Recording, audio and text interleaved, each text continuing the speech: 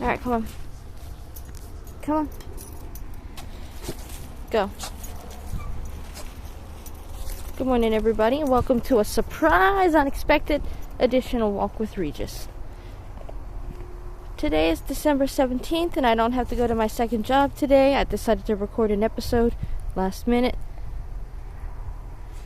The weather today, the highs will be in the low 30s, and the lows will be in the mid-20s. There will be a 96% chance of snow today, and as you can see, it already started. We are under a lake effect snow warning that's supposed to last till about 7 p.m. Come on.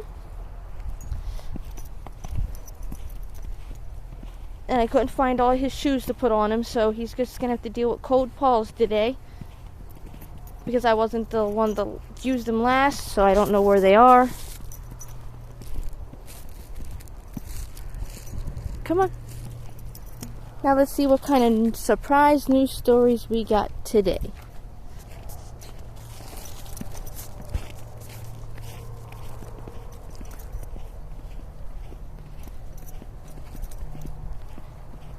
Alright, let me see.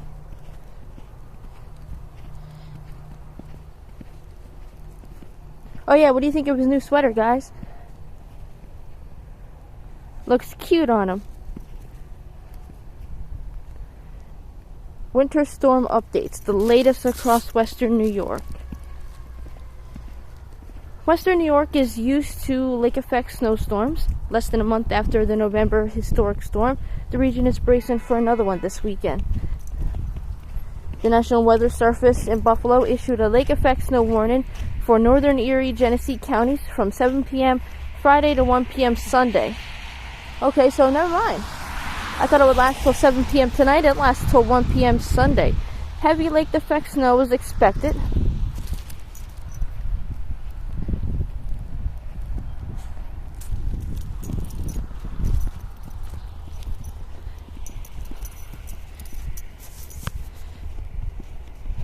And could lead to dangerous travel with snow-covered roads and whiteout conditions. Snow totals for this region could range between 10 to 18 inches. And there's our first news story of the day, talking about the snow and the lake effect snow coming.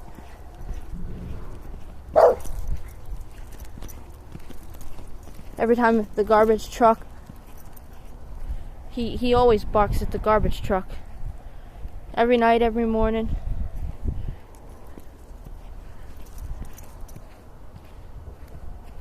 Let's see what other news stories we got. First responders call to 2-alarm house fire on Buffalo's west side. A Buffalo Fire Department captain at the scene said everyone inside the home made it out safely. Crews were working defensively to put out the fire. The fire was on 92 Bird Avenue, a block east of Niagara Street, and near the 190-198 split. When a two on your side photojournalist arrived at the home, where the fire began sometime just after 4. At one point, crews were working inside the home when conditions deteriorated and they were pulled. They made it out safely. There we go. Alright, what else? Buffalo USPS Processing and Distribution Center closes out busiest week of the year. Oh, that's cool. Cancer clinical trial leads to cure for Buffalo teen. Alright, I'm happy for him. Good boy, Regis. A new drug called brentuximab vedotin has remarkable results for young Hodgkin's lymphoma patients. I was kind of scared, because some people die from cancer, so I was thinking like I was gonna die. Jordan Parker had good reason to worry. He was diagnosed with an advanced stage of Hodgkin's lymphoma at the age of 13. That's a cancer that grows in the body's lymph nodes and is painful.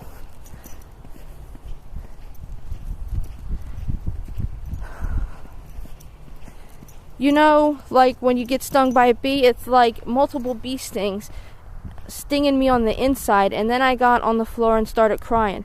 This type of cancer is treatable, but it had already spread to many places in Jordan's body. This means after they treated it, it still had about a 25% chance of coming back. And on top of that, the treatment was known to do a lot of damage. So they can lead to significant heart disease, second cancers, lung problems, infertilities. And all of that affects long-term survival of the patient, but also quality of life. Well, I hope he doesn't get any of that. Everybody deserves the best. But I mean, I guess some type of life is better than no life? I don't know. To quote one of my favorite movies, time isn't important, only life is important.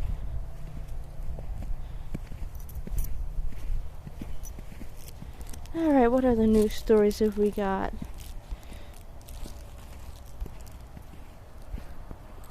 We got a turd developing. Give me a second, guys. Let me cradle you in my arms lovingly.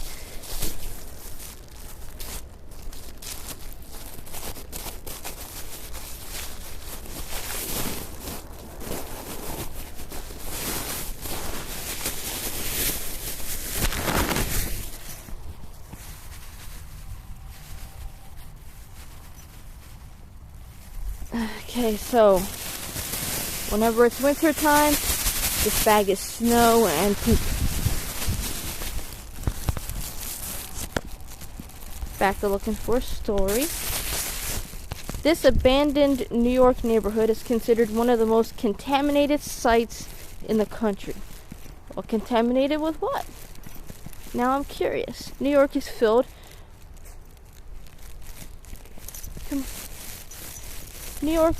with history, but perhaps one of the most fascinating relics of its storied past are the long abandoned places that dot its landscape. Covered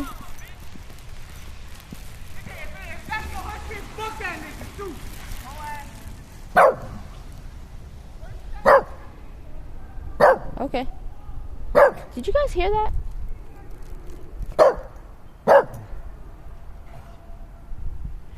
Person rolling past driving, shouting and screaming and hollering at the top of their lungs, arguing with somebody. I don't know if they're on the phone while driving or if there's some passenger that they're arguing with and we just didn't hear. But anyway, it set my dog off. Now he's all Borky McBorkser. But he has good reason to.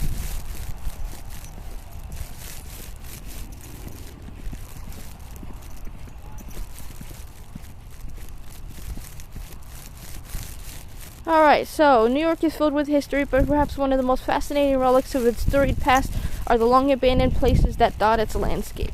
Covered in overgrowth, brush, and decaying, these are some of the creepiest places you'll find within the entire state.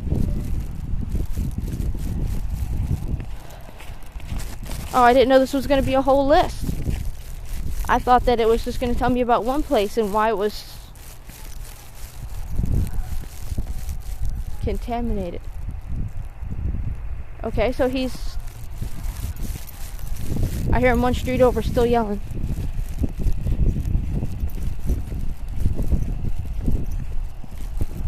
It's like he circled the block.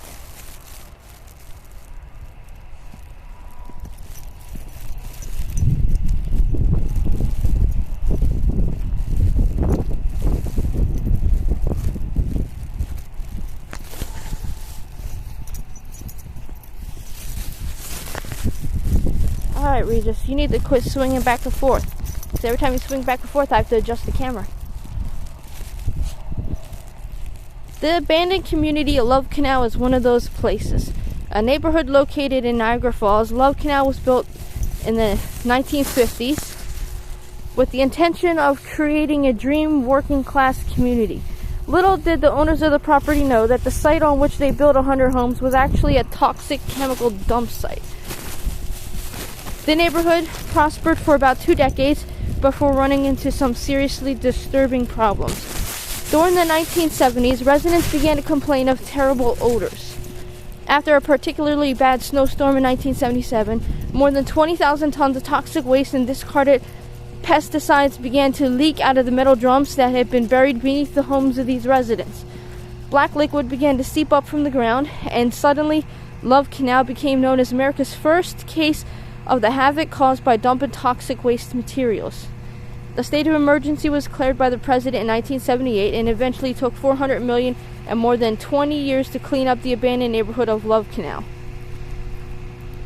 Today, Love Canal is nothing more than an empty 70-acre lot closed off by fences. Have you ever heard of the abandoned toxic neighborhood of Love Canal? To learn more... Oh, never mind. They want me to watch a video. Okay, so... what other news stories have we got today?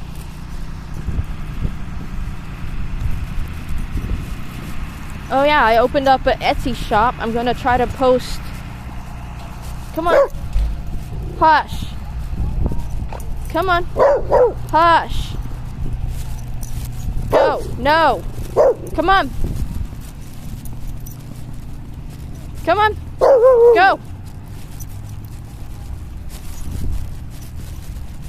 Come on. Go about your business. You heard me. Go about your business.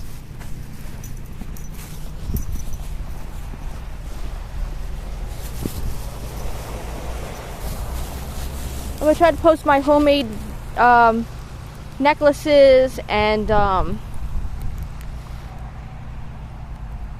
create like cross-stitch PDFs and embroidery PDFs and sell those. Come on. If you're not going to pee, then let's go. Snow's accumulating on my shoes and my socks are getting wet, and I know your paws have got to be frozen. We got to finish our walk. Go. Good boy. Imagine if I trained him as the world's tiniest sled dog. Mush, Regis, mush. You better pee. Go ahead, go pee.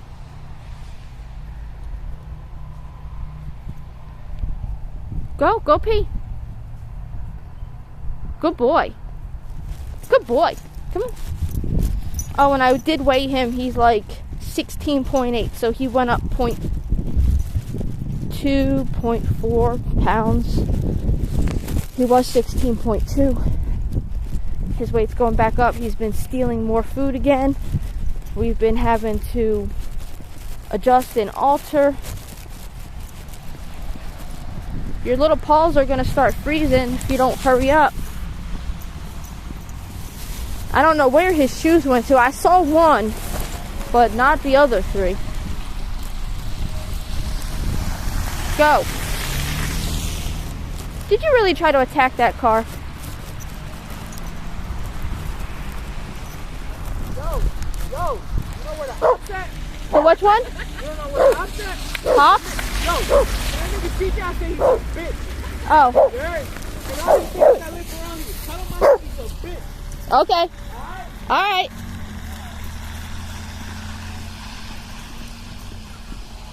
Okay. Come on. There's that guy again. He did circle the block.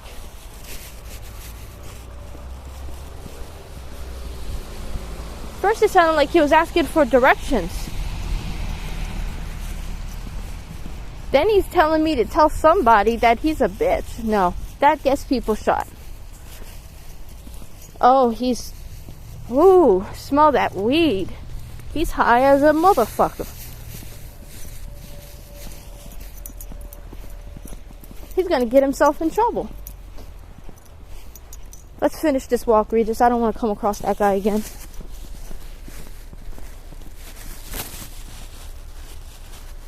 And then there was a female passenger next to him laughing, thinking it was the funniest thing in the world.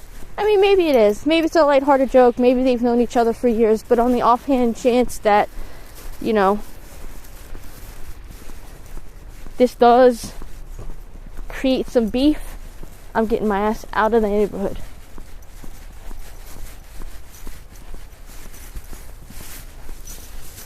Alright. Good neighbor helps woman on busy highway after tire blowout. A story that lives up to the moniker City of Good Neighbors. All started with a drive down the Kensington Expressway. On a typical Friday, Christina White Lopez gets ready to head to work as a nurse at a COVID testing center, Erie County Medical Center. I usually get to work about 7:30, and I was getting to work at about them, and I was making good time, she explained. However, on Friday, her commute hit a bump in the road. I didn't notice anything at first, and all of a sudden the car started shaking, and I was like, uh-oh. I turned on the music, and you could hear the tire was like ba-boom, ba-boom, ba-boom, she added. Cheektowaga resident was driving on the 33 by the Eggert exit when she pulled over, and that's when she noticed one of her tires had blown.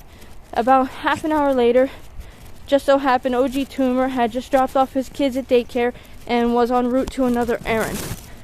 He recalled, I saw the car on the side of the road, flat tire, real bad flat tire. I stopped to ask her if she needed some help. She explained to me she was waiting on AAA for probably like 30 minutes by the time I got there, so I changed the tire. It took me no more than 15 minutes to do it. While those were 15 minutes of his busy day, to her it made a world of difference. I just thought it was sweet and said the only way I could repay you was to take a picture. I know it sounds weird, but I could take a picture, business name, and I was going to post it online and hopefully bring him some business. Just to help him in a way, because he really took some time out to help me.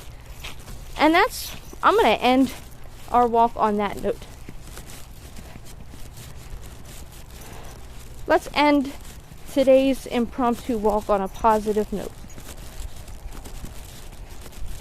Come on. As soon as I get inside, I'm probably going to change my pants and socks because I didn't realize that the snow would soak into them like this. And now my feet and the bottoms of my legs around my ankles are cold, which is okay. I'm home now to deal with it. I'm not really complaining, I'm just stating. Alright, come on.